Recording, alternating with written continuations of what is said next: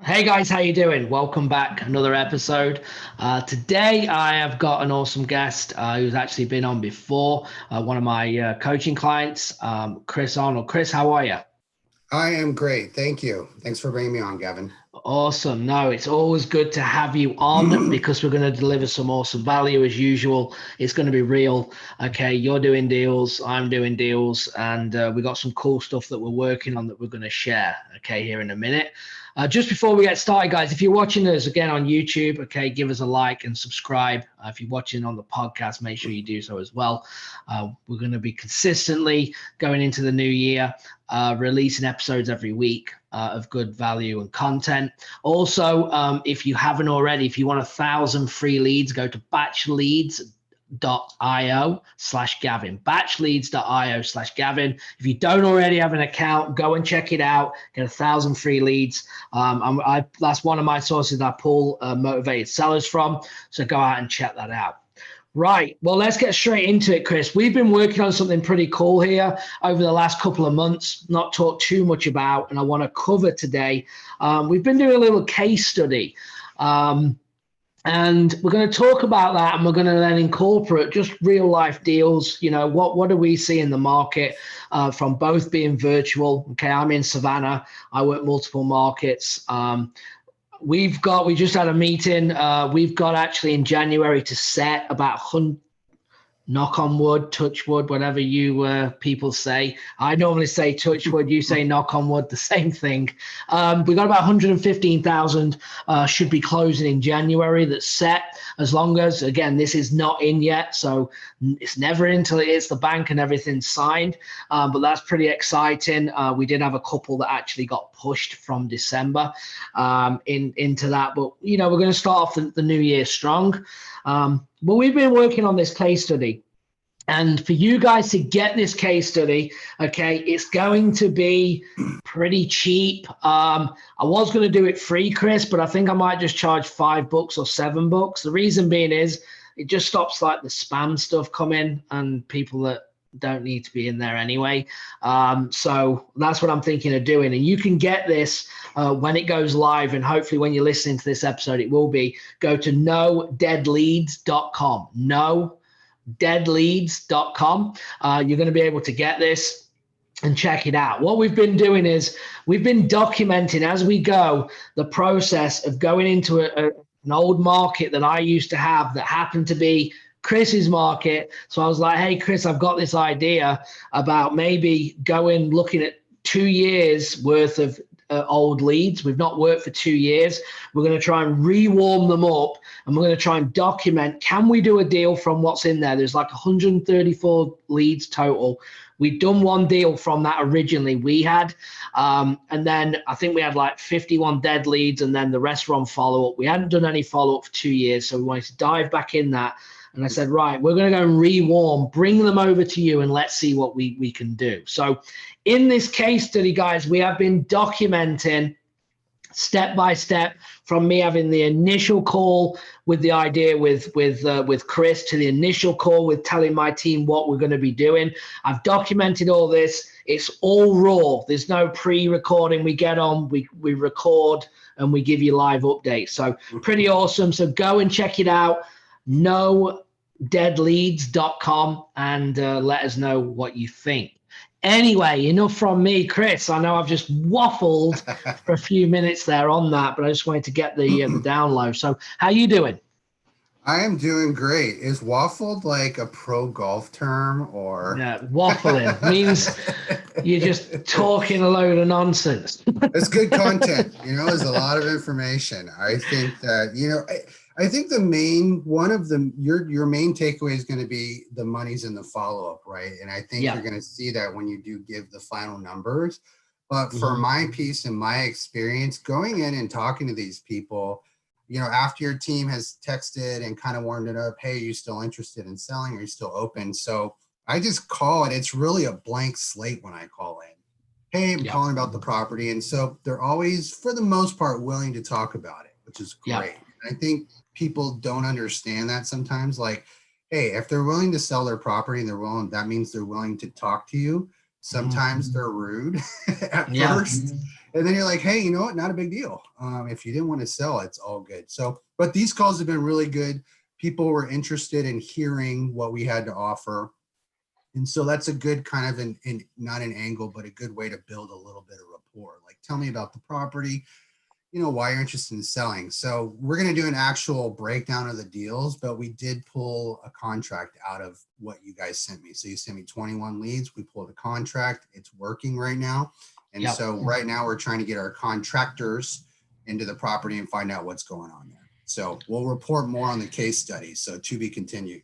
Yes, to be continued. And that's exactly right. So we have got a deal under contract from probably, this lead was one of the early leads that came in. I think you're working on a couple more in there as well. So, and these for 2 years have been sitting there, not being followed up. My team, we haven't been doing it. We pulled from that market, and a wholesaler on the ground that I was working with, they had a baby. We kind of just got away from it. Life happens just like it does everyone listening.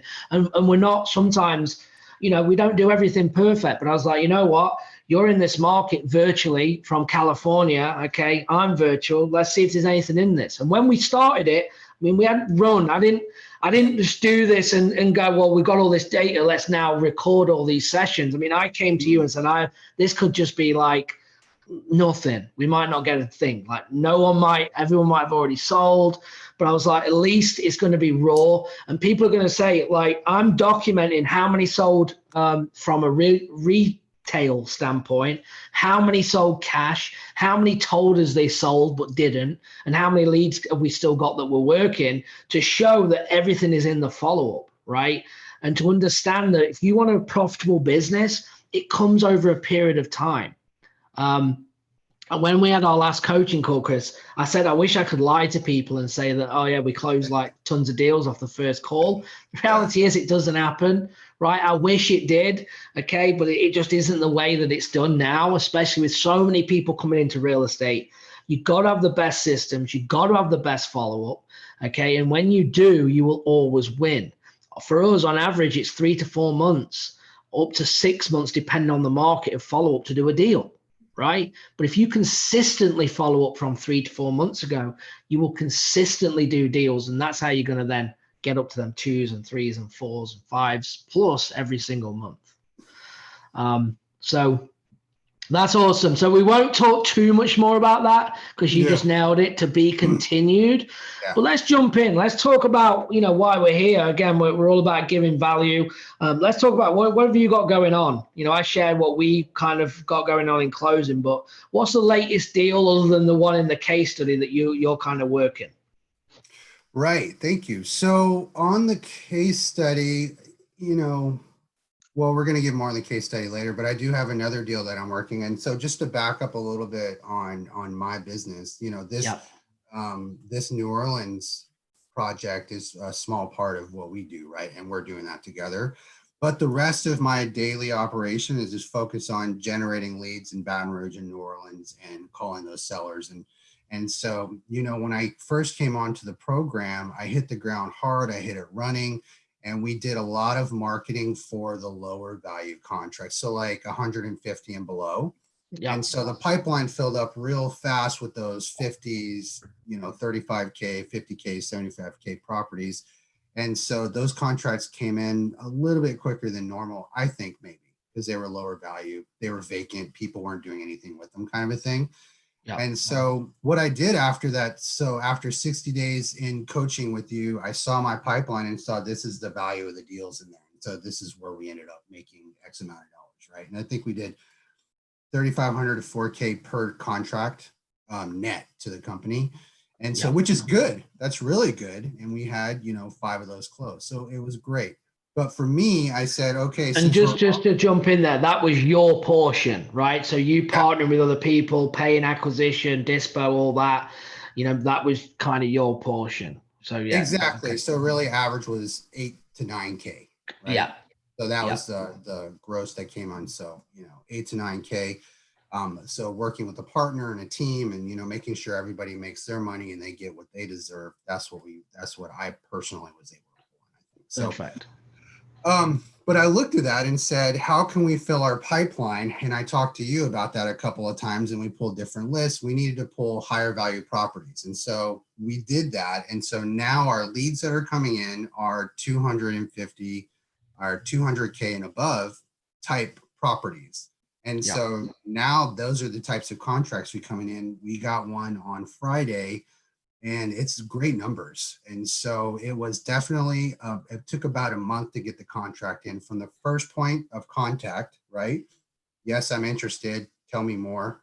Yeah. And so I had to build a relationship. The great thing, I won't go into too much detail, is I had a good background with this person.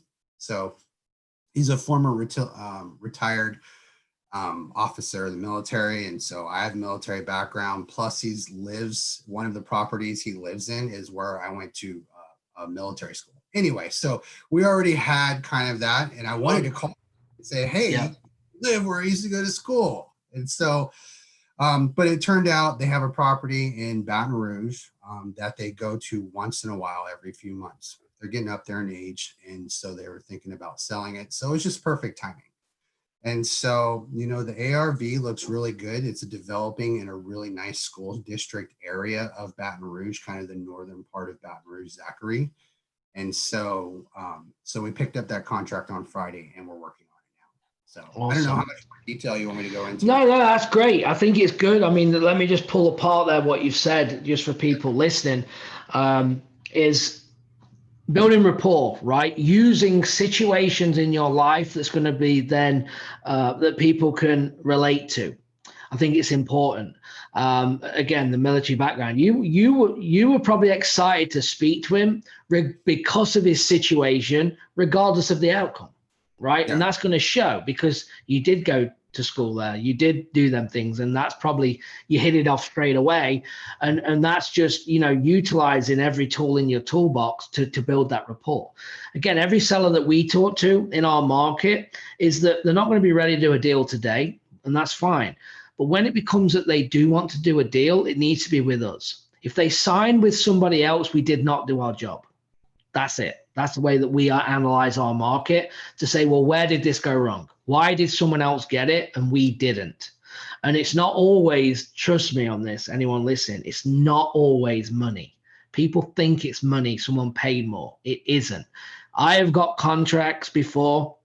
My team still gets contracts today where they will take less money to work with us because we have the rapport, because we're being real. We're not going to contract something, okay, that is $50,000, $60,000 over knowing we can't move it and waste everyone's time. We'll hold at the number to say if this works out, it's in the condition, we can move it at this, like we're confident.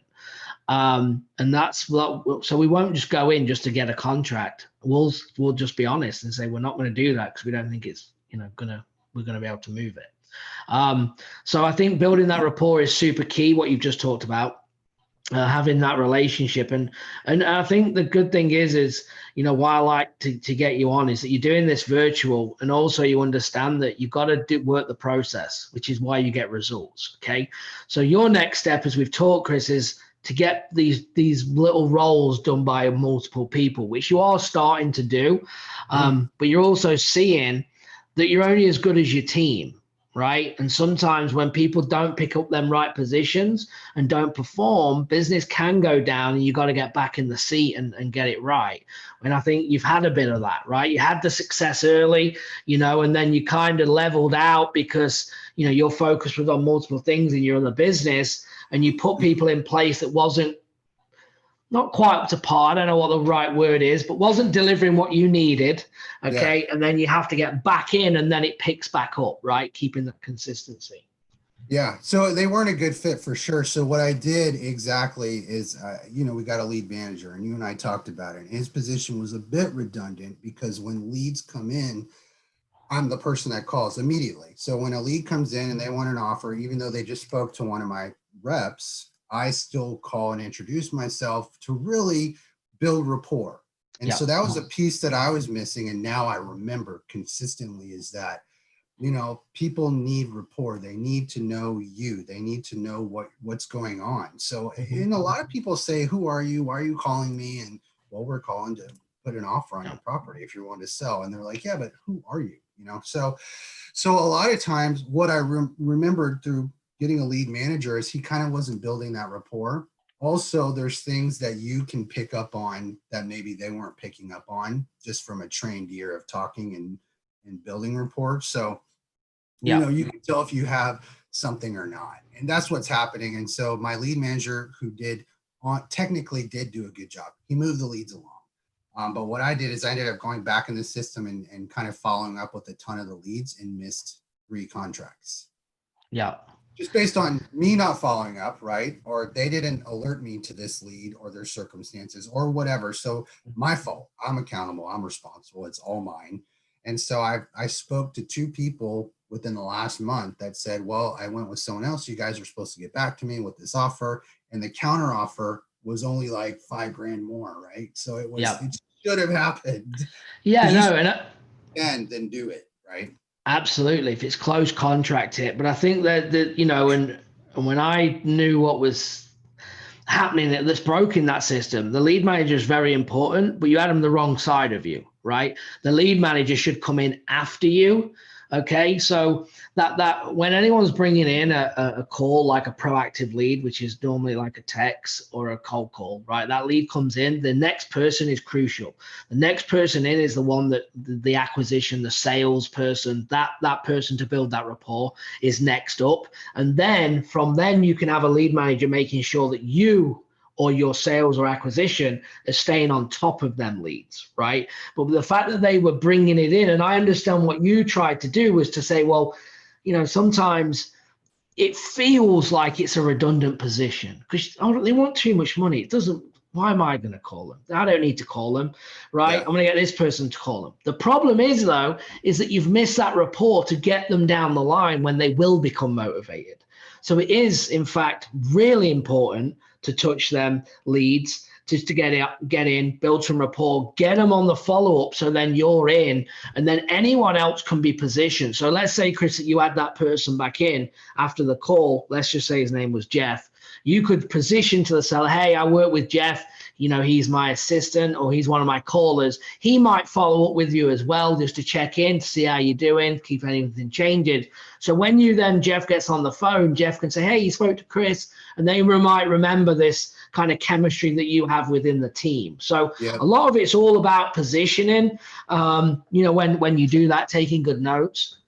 But since you've made that change, obviously you've got things kind of back consistent again, going into the higher end stuff that we talked about, which I only normally do with people that then start to gain traction experience, right? If you would have said to, well, I didn't do it for this reason, I've never done a deal, I'm brand new, I'm going virtual, am I going to say, let's go after $400,000 houses? No. But now you've done deals, absolutely. I'd even, and I've told you this, if you wanted to go to San Fran to try and lock deals up there, and no problem, because you understand now what it takes to be able to do that. Yeah, agreed. And, well, you got some wins under my belt, right? So I got some wins and a lot of knowledge because once the contract comes in, that's really when the work begins, right? So, I mean, you did a lot of work to get that contract in, but now you have, disposition, right? So yeah. All that goes into that. So that's really, and in fact, that's the second month as I spent on closing, right? So we brought in the contracts and now we're like, okay, we got to close them. Yeah. let's move those along, but yeah. so we need more coming in. So. Yeah, and we had them conversations early because you were killed. I mean, you got like 12 contracts in like 36 days or something. You closed 5 or 6 of them. Yeah. And I was like, dude, we got to get moving on. Like, no more contract. Like, we're not built the system out yet to handle like the closing because everyone thinks, we laugh and take it for granted, but people will do that and not work the deal. I've got a client right now with 2 contracts and he's saying, can you help me move them? He's had them for 3 weeks. I'm like, well, what have you been doing? Well, I've been focusing on, we got to get these things moved. Like, you need to be on it. Because again, people think I've got 45 days.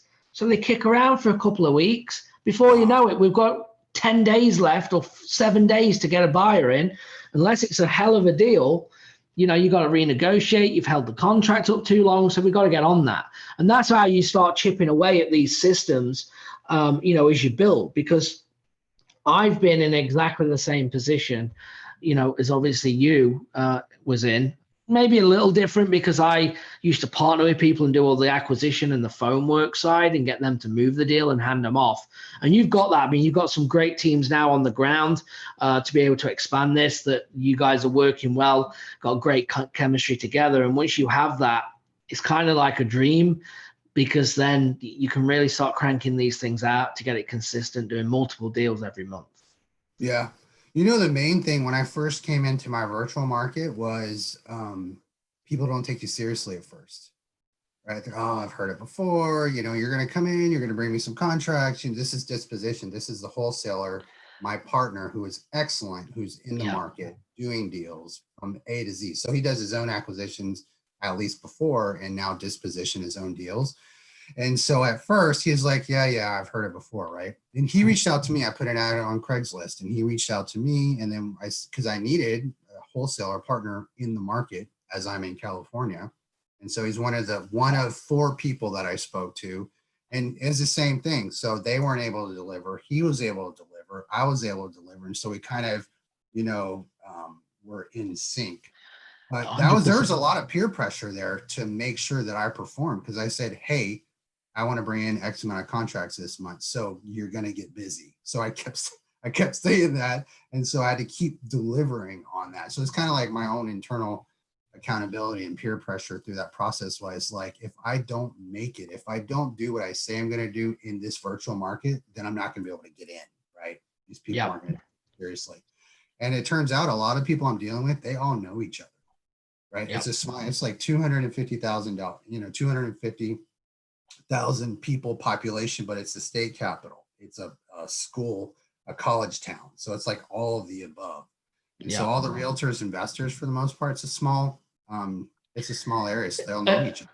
Especially people doing deals. You know, the real estate world's very cliquey, right? And I'm not a cliquey person. I will welcome, if you've never done a deal, I'll give you my time of day. I'm not, you could have been, you're rich, you broke, you've done deals, you haven't, whatever. I'll give you my time. But a lot of people, unfortunately, won't, right? And to break into these markets, you do have to deliver. There's only so much BS you can give. And I've done a lot of BS in my time, right? I really have, to get me into positions, but then you have to deliver on them. And then only, talk's cheap, right? You can give it the big one. Now you got to deliver on it. You've created the opportunity. Now let's deliver on it. And I was talking to another client, Chris, about this actually on the last episode, about you turning opportunity down, right? I turn a lot of opportunity down that comes my way if I can't deliver on it. And that's if people bring me deals, if people want to go into a new market, if it's in the info and the coaching, some of the high, the people would be surprised. I'm not going to throw names out, and I'm thankful. I get a lot of people on the high side that people would know in the industry that come in and say, hey, like, can we work together? Can we do some deals together?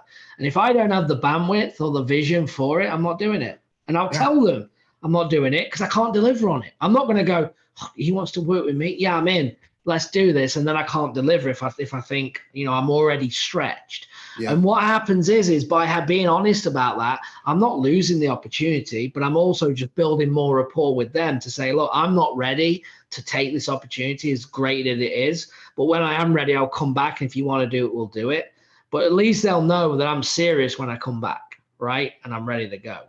Yeah, exactly. Because you'll deliver, right? Yeah. You'll deliver and do exactly what you said you're going to do early on when people, because we're gaining traction in business, but also in popularity and working with you. Everyone asked me who my coach was because of how well we were doing with our contracts and our systems and all that stuff. And obviously I gladly told them, I'm a self-made man. I don't have a coach. No, I'm just kidding. But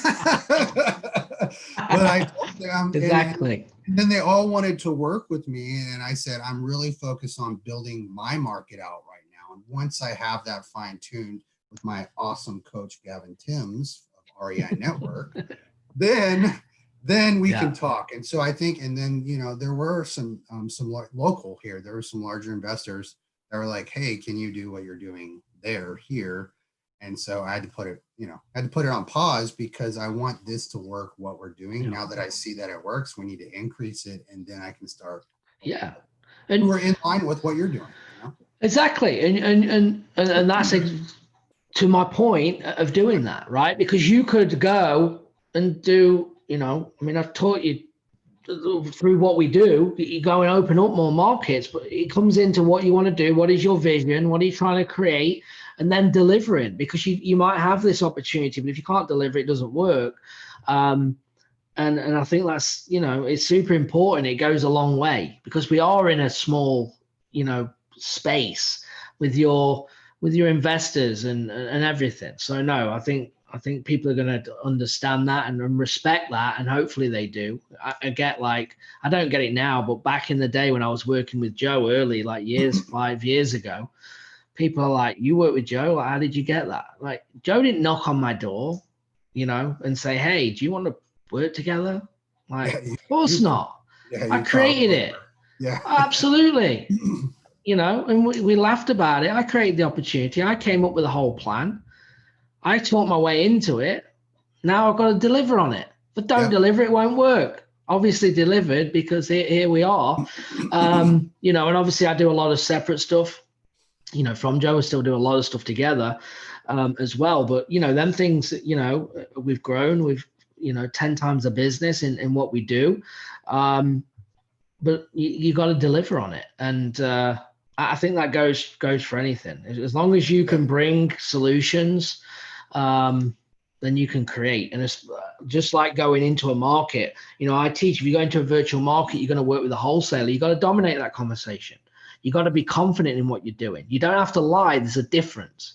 When they go, "Oh yeah, we've heard it all before," you need to have an air of confidence about you, going, "Yeah, I know we've all heard it before." And I used to spin it when I used to go in a market. And again, me being me, it's all about they're interviewing me. No, I'm interviewing you. So, and I do it with buyers, right? When buyers say, "Oh yeah, like when you're building a buyers list, oh, you wholesalers, you don't know what you're doing. You do this." I say, if let's say you were a buyer, you know what, Chris, I have the same thing about buyers. You've all got this money and you can all close. The fact of the matter is you got no money. You can't close nothing. Are you one of them? And then they're like, "No, I can close. Well, I can find you deals. So what do you want to do?" And then all of a sudden, now we've changed our tone. We're back on, and we can actually have this conversation, right? So just because the buyer thinks it's the same, right? I want them to close. Can you close? So as much as they can come at me, I've got enough to go back at them to say, "All right, we know we got the number here," right? And then we can have a normal conversation. Same with wholesaling. If I'm going to go and open a new market, I want to go to Michigan, I start looking for wholesalers, and they're like, "Oh yeah, you can do this and do that." I go, "Well, how I know you're going to work these leads? How do I know that you're good? How do I know that you're actually going to work these leads and do these things you say?" Yeah, right. You got to do it, man. And we've both got to deliver, and that's in the conversation. I'll focus on delivering the leads consistently with this. You make sure you're working them, and if we both do this, then we're going to both be successful. Well, and I think that's the main thing too, is when someone is coming on or even starting in real estate, you're timid because you don't speak the language, right? And so to come in with not a false bravado, but a sense of confidence, like, "Hey, I'm going to do this." That's what I think was made the difference when I went virtual. Is I'm like, "No, this is happening." And so every day when I got up, I'm like, "This has to happen." Yeah, no, absolutely. Even when you propose the case study, I'm like, "I'm going to have to deliver. Like, I got to call these leads. I better get a contract. Like, something better happen. As in my value, I need to show my value, or my part of this needs to deliver." Yeah. And, that's a great point, because, and I was honest. I said, "I've got these 130 something leads." And I was honest with you. I don't know if we're going to get a lead. Like, I'm coming in with, we ain't called these for 2 years. This is the situation. But the ones we come in, can you call them if we get them in? You were like, "Yeah, we're both on understanding." Now I'm more confident with, I can lead gen all day, but with these 2 years, I mean, everything could have sold, or we just didn't know, all the numbers been wrong. Obviously the averages is telling you no, that isn't going to be the case. But I didn't say, hey, Chris, I've got some super hot leads over here in your market, and we're going to rewarm them so you can close them. Like, that's what people would do in our industry, you know? And that's sometimes the nonsense that you're going to hear, where it's like, no, these are 2 years old. I've not done my job. We've never followed up. They're all old. We're going to call them, see if we can do anything. You in? You were like, absolutely. So here we are. So, yeah, that's a great point. So, well, good. I think this has been really good. I think it's been helpful. So, guys, I'm going to finish with you, Chris, here in a second. But nodeadleads.com. Check it out. When this goes out, we'll have this live. Make sure you sign up and, give us some feedback. It's raw. This isn't, this is real raw. I've done some recordings, obviously, as we've done this. I've been in coffee shops. I've been at the RV. I've been traveling. We've been making it happen and getting it done. You'll see me interacting with the team, with Chris. So go and check it out. So before we get done, Chris, anything else you've got, you want to say, or we're good? Just real quick, make the calls, man. I know it's tough, and I know people get scared and intimidated, and even I feel like I'm pretty good on the phone and I get intimidated. I posted, I think on Friday, my numbers, or Thursday or Wednesday last week in our Facebook group, 11 calls, 6 sellers, and 4 offers. And that was in an hour and a half, 2 hours. And once I got into it on that third, fourth call, I'm like, okay, I'm good. And then you just go, it's the starting that, you build all this up, but you just dial blindly and start calling and talking. It's all good. So anyway, make the calls. I know it's scary sometimes, but it ends up, you figure out things you didn't know were going to happen. One deal turned into 3 deals on one call. So 3 possible contracts. Absolutely. You've just got to be in it to win it, and momentum is huge. Like I just did a good live call, actually, guys. You should go and check it out. For sale by owner call I just released on YouTube. Go and have a listen. And it's important, Chris, because momentum is everything, right? Call 1 is always going to be a bit shaky. Call 2, call 3, call 4, call 5. It all gets easier, right? And you're just having conversations. You're not in corporate. You're looking to buy something. And then if you can solve the problem, I just think people try to think they need to know everything. They don't. You just need to know enough, right? If you can engage and ask questions, that's enough to get by. For you to gather information, get this information and then have a quick look at the comps, get an offer out, and then you get faster, you get faster at it. You should be, if I get no interest, I'm comping within 3 minutes less. The offer's out. Like if they're not giving me time of day, then my offer doesn't get time of day, right? If they're serious and we've got some motivation, I'll look at it more closely.